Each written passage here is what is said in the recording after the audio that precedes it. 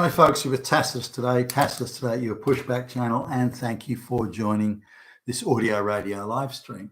In this essay, I'd like to talk about the latest media thing in the United States and they're ginning this up, is how many of Trump voters, or how many Trump voters do not have a college degree, no college. So now, this sort of has more significance or symbolic significance in America than it does elsewhere in the world, but nonetheless, now the way the narrative runs is this: Trump's getting some impressive vote numbers, but really, it's just all these hick rednecks turning up there, and if they're a hick redneck, that means they're white, which means that they're Nazis. Okay, let's just call it what it is. If you are straight and white, particularly if you're male, you are a fucking Nazi, fascist, but quite possibly Hitler, quite possibly.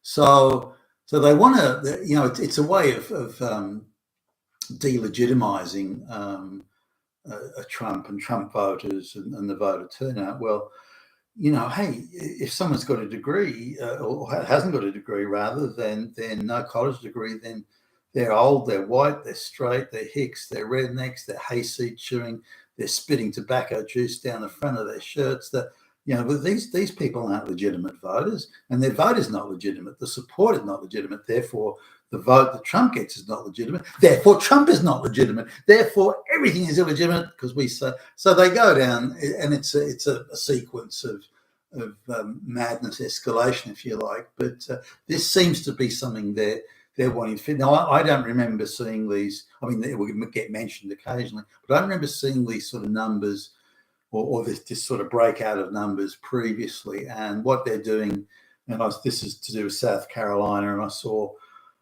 a few of them in Trump's previous, and this is the primaries, of course, not the federal election, but they want to emphasize just look, okay, Trump's getting big numbers, all right. No one expected this, but hey, these are just hick rednecks that are voting for him. They got no college degree. If you don't have a college degree, then you're a fucking hick redneck, and therefore a Nazi, and so on it goes. So this is, I think we're going to see an escalation in this sort of pattern. Now, in the United States, it's a little bit different than how it is in the rest of the world. When I was a kid, like graduating from high school to college, there's only a very small number of people went to college in Australia at the time. And as I've mentioned in other videos, less than a third of the people that started high school would finish senior high school. And if you had a senior high school graduation certificate, you would get a 10% bonus on your pay. So if you even finished senior high and you passed, if you finished senior high school with a graduation, then you were considered to be highly educated back in the day.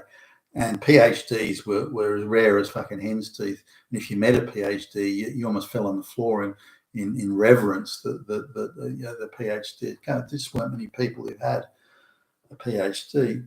So now this began to change, of course, as the tertiary education, the post-high school education system started to introduce more courses and get more kids into the university. But in order to get more kids in, they introduced a shitload of soft courses, soft sociology, peace studies, gender studies, black lesbian studies, lesbian dance theory, all that sort of stuff. So, and this is where most of the girls flocked to, most of the young women that went to university flocked to. So, and still today, if you took away all those soft nobody fails courses, or courses where they've inserted vast amounts of gender studies. I was looking at one because a lady who my wife knows it reasonably well, and she was going for her master's in, I think it was international political relations or something like that, a pretty soft degree, but nonetheless, now she's not so bright, this lady, so I was surprised she even had a degree, but she got an affirmative action degree on some. But I had a look at the course notes in her degree, and it had some genuine heavy lifting type questions, but but they offer the option of the easy nobody fails question.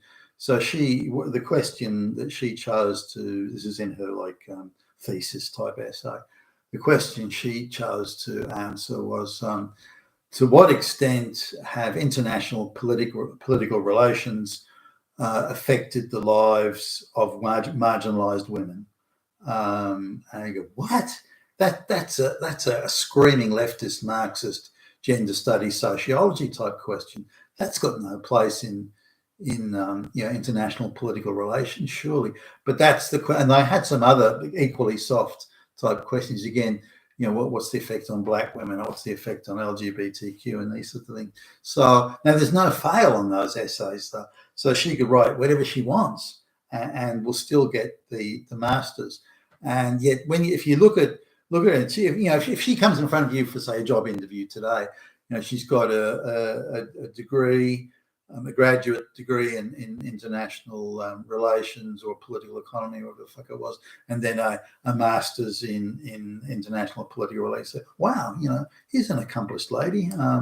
But actually, it's nothing of the sort.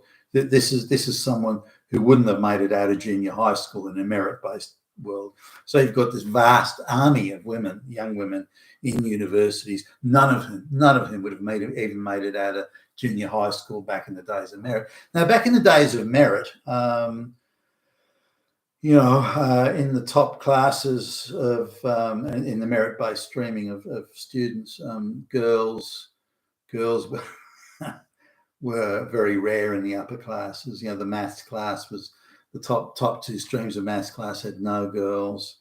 The science stuff had, physics, chemistry, that had no girls. So you didn't start to notice girls in the upper classes until you got the subjects, in the general terms like English or poetry or something like that. So when we look at this idea of degrees in the United States, it was different. They following the GI Bill, all this sort of stuff, following World War II. The idea was all these people that had missed out on what might have been a college education had they not served in the military, and so they were given the opportunity, if you like, of going back to school, back to college, and getting a quite decent support actually from the government and through this GI Bill. And so it became then at the time that there was a separation, even before that to some extent, that it was a separation of classes in a somewhat classless society. But the separation, if you had a degree, you went to college, got a degree, then you were part of the elite. Now, what the leftists and the feminists and the Marxists and all these people did was they looked at the symbolic nature of the thing, rather than someone worked hard to get that degree and they had the opportunity to go to college and they busted their ass. They hit the books and they meritoriously passed the exam. But they said, well, okay, these people are an elite in society. They have an advantage over others who don't have a degree. They get higher incomes. They're considered with greater levels of respect and reverence and so on. So what we'll do, what happens then if we give everyone a degree? Then everyone gets respect. Everyone is respected equally if everyone has a degree. And they missed the point of the degree, which is you had to pass meritoriously. But again, if you can't pass it meritoriously, then how can you get these people in and guarantee the equality? You can't. So you just have to push them into university non-meritoriously or give them all non-meritorious degrees. And then as an ideological fanatic, you say, there you go. Now we're all equal. We've all got these degrees. So it means that the certifications, of course, are now worthless. But coming back to this idea of the if you don't hold a degree, you're a bum and you're a hick and you spit tobacco juice and all that. That's I don't know to what extent that even applies in any sort of reality. But this is what they want to do. Now, I think they're building up to a situation here where if you have not been radicalized in university, then you won't be allowed to vote. Yeah, you can almost see that coming. We're under threat from Nazis. Well, how do you know who the Nazis are? Straight white males who don't have a degree. Yeah, okay, all right. So you can see that sort of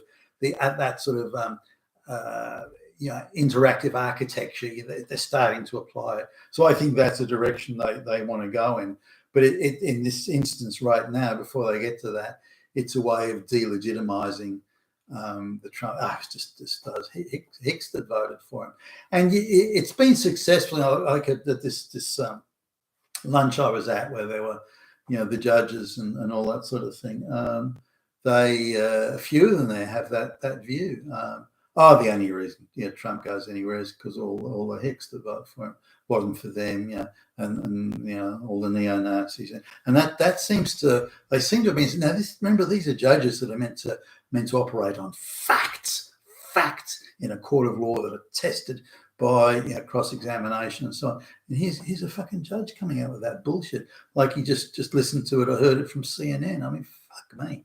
So it's obviously getting traction, and but it's an element or an aspect now of the voting that I think they're really going to push it much harder, and again for the benefit of A, delegitimizing whatever Trump may win, but B, setting up the launch pad for disqualifying non-radicalized voters from being able to cast a ballot. You've been with Tacitus today, your Pushback channel, and thank you for listening.